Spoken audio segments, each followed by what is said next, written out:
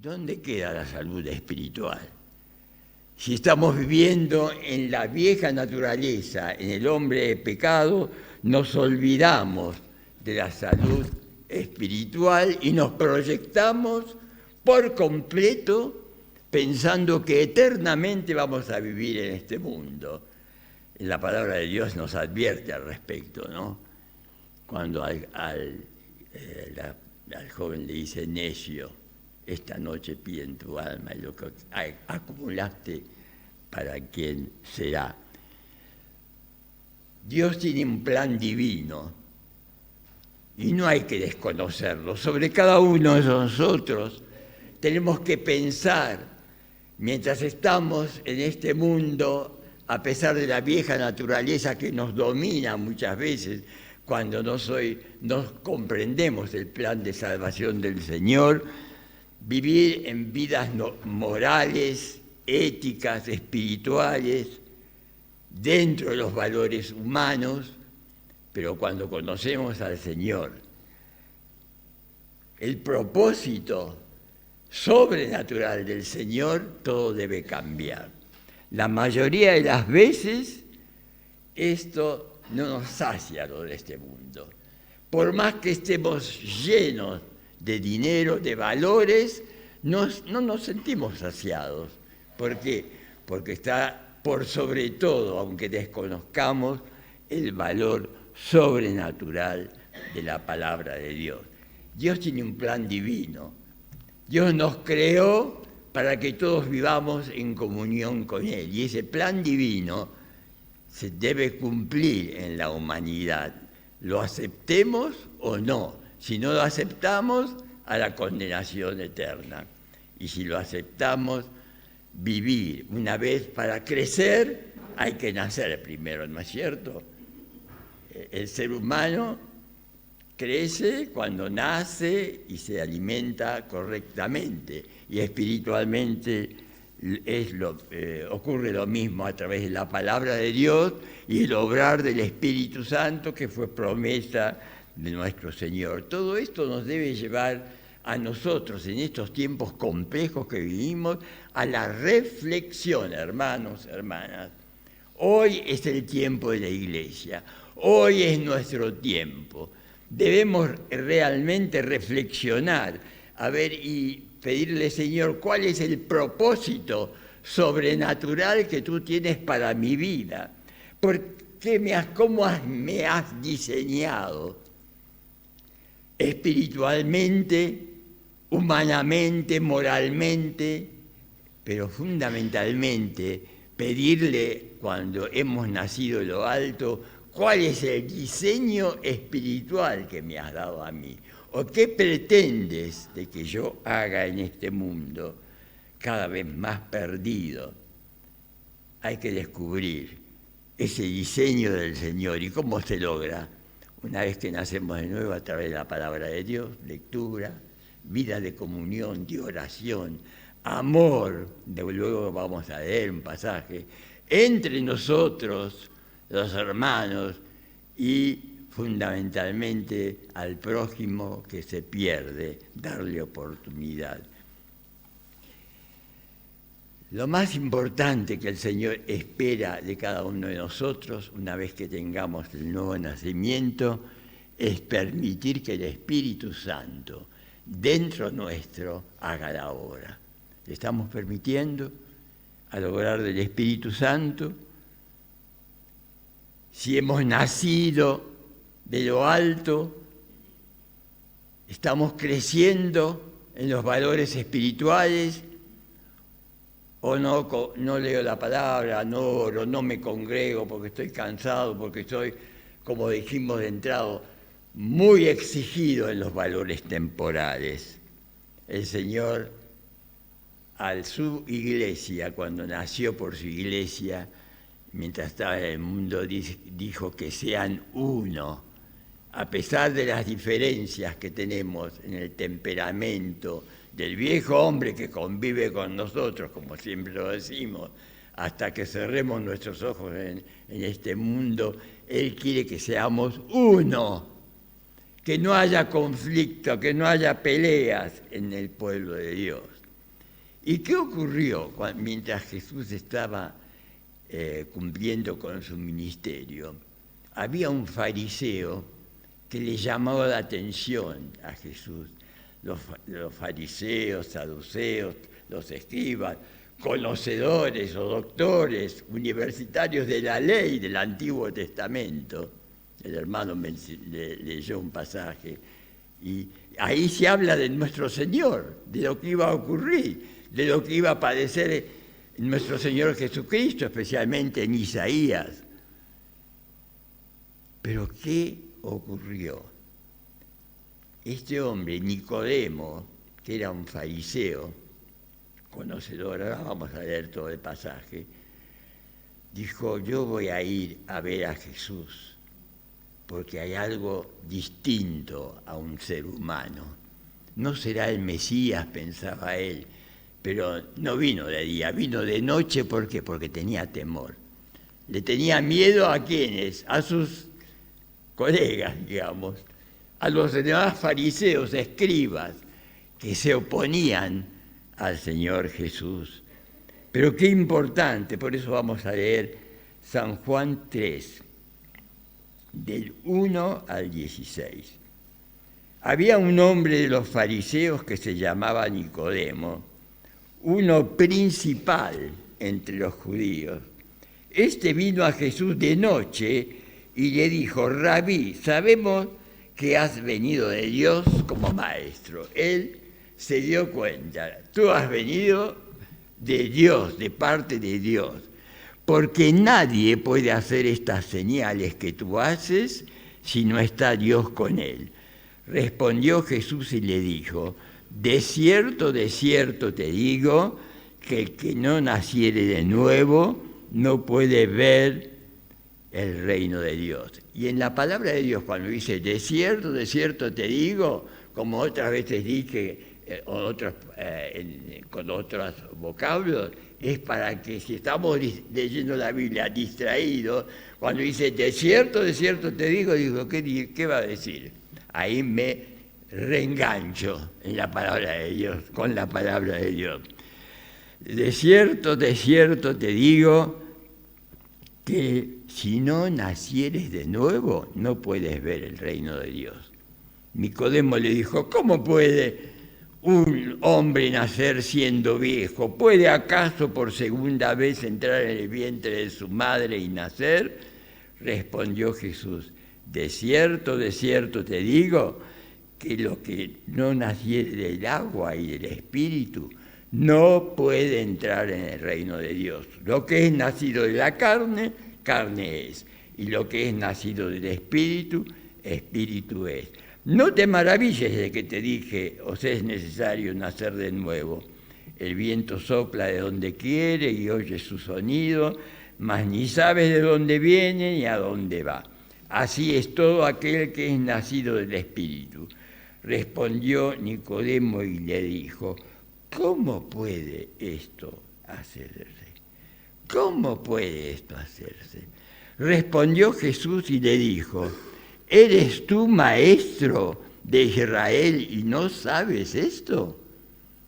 Le quiso decir: ¿de qué te sirve ser fariseo, doctor, conocedor de todo el Antiguo Testamento? Le quiso decir: donde se habla de mí, de lo que yo voy a padecer porque ustedes no pueden cumplir la ley. ¿Sos vos maestro de Israel y no sabes esto? Nuevamente, de cierto te digo, que lo que sabemos hablamos y lo que hemos visto testificamos, y no recibís nuestro testimonio, le dice Jesús. No reciben ustedes el testimonio.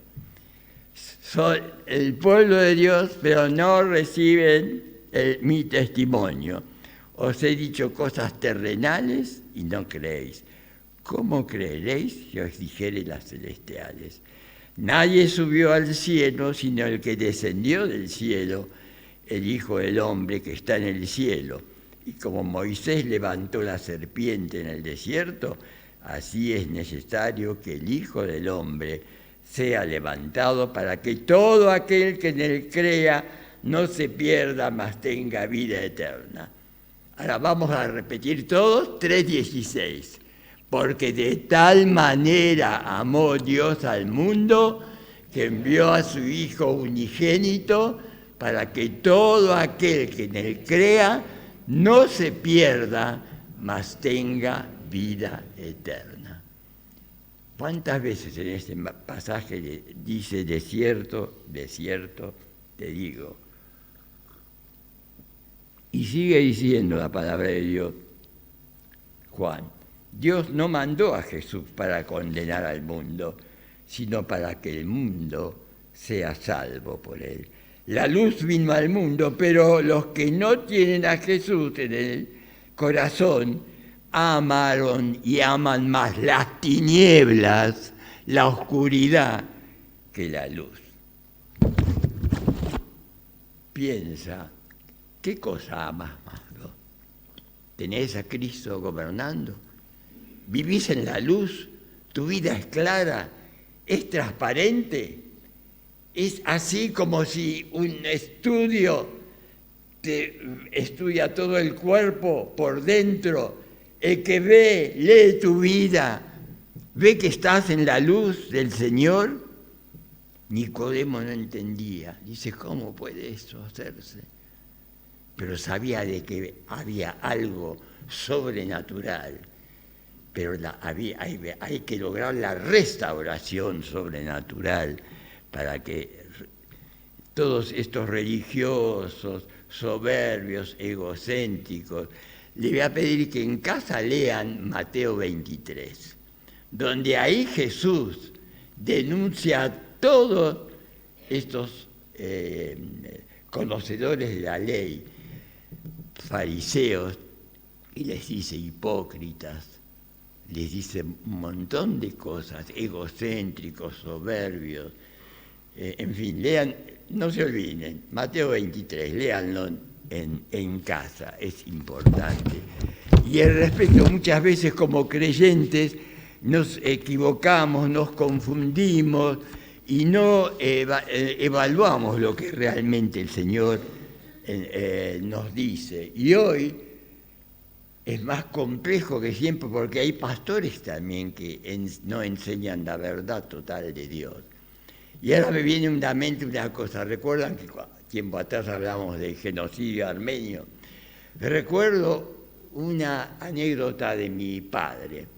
Mi papá nos contó una vez que cuando ya venían en los barcos, en diferentes barcos, había un hombre que era creyente, decía él que era creyente, y que le dijo a mi papá, ya que el Señor habla de la fe, yo creo que tengo fe, pero le voy a pedir a Dios que ahora que vamos en el barco, que el barco se detenga en el océano, que se pare. Es decir, estaba probando a Dios. Y como el barco no se paró, me dijo a mi papá, se apartó del Señor y nunca más me enteré que se haya congregado. Él quiso manipular a Dios. Que el barco, yo tengo fe que el barco se detenga. Mis queridos hermanos, nuestro Señor no es para que lo manipule el hombre, el viejo hombre. Hoy se habla muchas veces de la sanidad, oramos por la sanidad, pero muchas veces la sanidad física no viene, porque el Señor tiene otro plan para nosotros. Y a Saulo de Tarso, que lo restauró. Saulo de Tarso era uno de estos, del capítulo 23 de Mateo. Pero Dios lo encontró, como ya mencionamos hace poquito, en el camino a Damasco. Y cuando él le clamó por la vista, pensamos, por lo que le pasó, dice, el Señor no lo sanó y le dijo, bástete mi gracia. Y a un ciego lo sanó directamente con una palabra y a otro hizo lodo. El Señor también preparó a los médicos, prepara la medicina, porque no podemos decirle a un paciente, deja todos los medicamentos, no tomes nada, o te dicen que tenés un tumor, no te operes. El Señor mismo, Jesús, que dijo, los enfermos necesitan médicos, los sanos no necesitan médicos. Y en el sentido espiritual, mis queridos hermanos y hermanas, si hemos de veras nacido de lo alto, somos nueva creación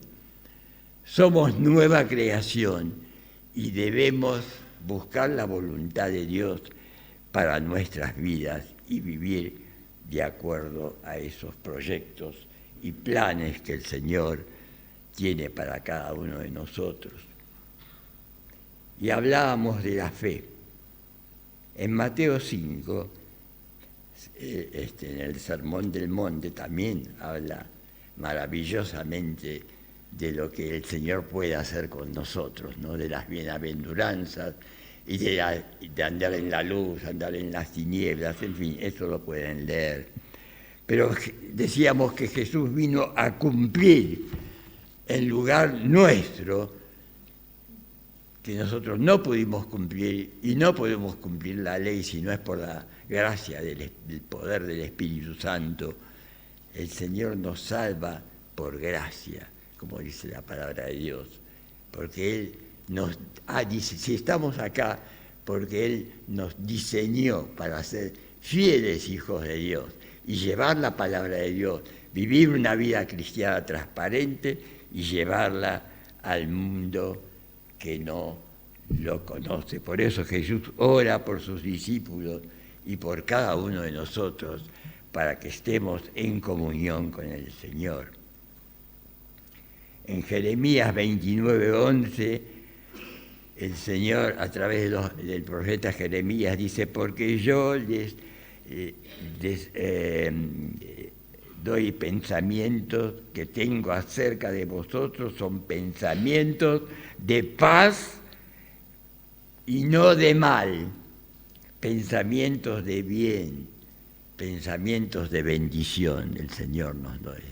El propósito de Dios sobrenatural para cada una de nuestras vidas es que decidas hoy, si no estás viviendo de acuerdo al plan de Dios, y te conformás con ser religioso, ser estudioso de la palabra, pero no hay vida espiritual, vivís de la tradición, de lo que te enseñaron, pero descubrís que no has nacido de lo alto, como Nicodemo no entendía. Hoy es el momento que le digas al Señor que te dé la nueva vida.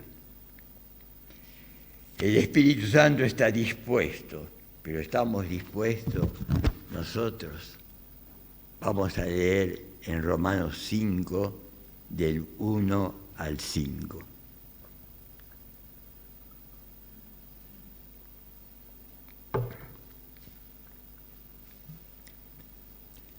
Acá habla de la justificación por la fe, ¿no? Justificados pues por la fe, tenemos paz para con Dios por medio de nuestro Señor Jesucristo, por quien también tenemos entrada por la fe a esta gracia, por la fe real, no por la fe del hombre que le pidió que se pare el barco, por la fe a esta gracia en la cual estamos firmes y nos gloriamos en la esperanza de la gloria de Dios. Y no solo esto, sino que también nos gloriamos en las tribulaciones, sabiendo que la tribulación produce paciencia, y la paciencia prueba, y la prueba esperanza, y la esperanza no avergüenza, porque el amor de Dios ha sido derramado en nuestros corazones. Ven que hay una secuencia.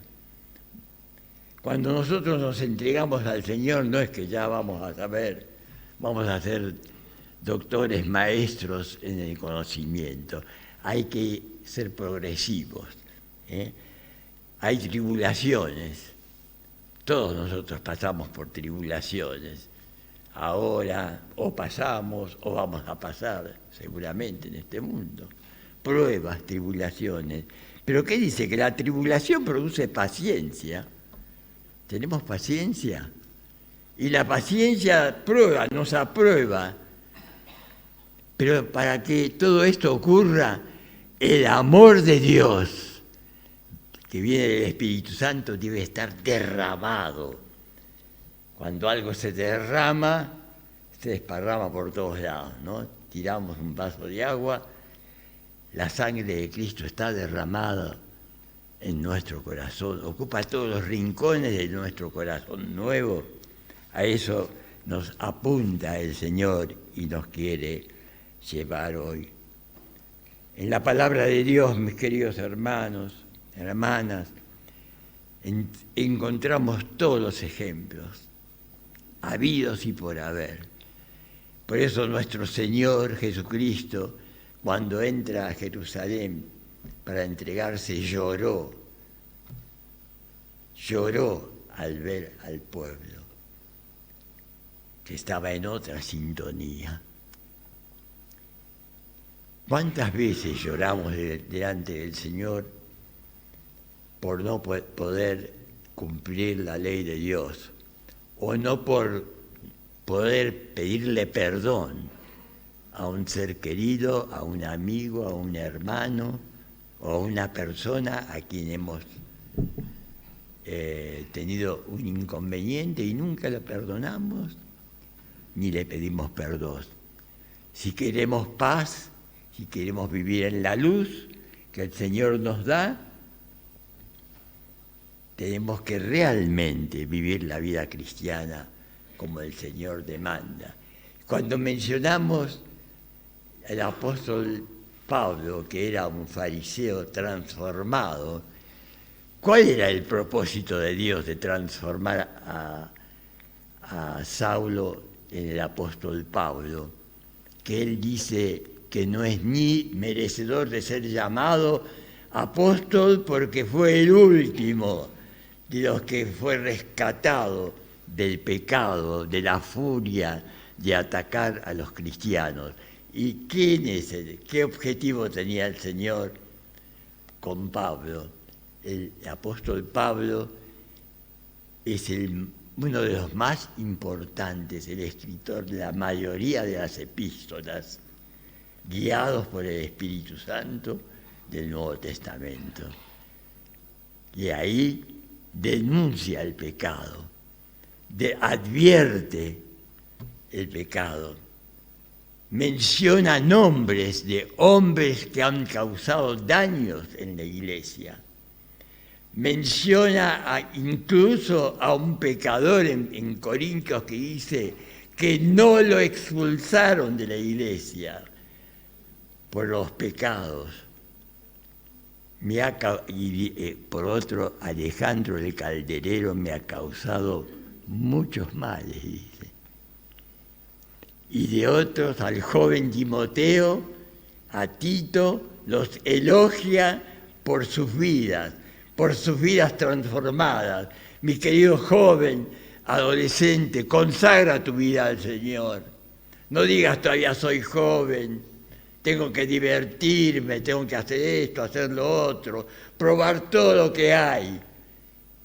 La paga del pecado es muerte, mas el regalo de Dios es vida eterna en Cristo Jesús, Señor nuestro.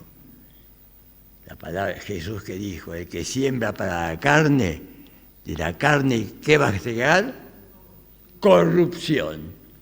Y el que siembra para el Espíritu, del Espíritu segará vida eterna. Cada uno de nosotros, cerremos nuestros ojos en este momento, estemos en oración, pensemos un rato largo, cada uno de nosotros, si hemos aceptado el sacrificio de Cristo, al Señor en nuestras vidas. Debemos vivir, mis queridos hermanos, hermanas y jóvenes, pendientes de lo que el Señor nos dice, debemos pensar en el diseño por el cual el Señor nos ha salvado. ¿Por qué nos creó? ¿Por qué nos salvó?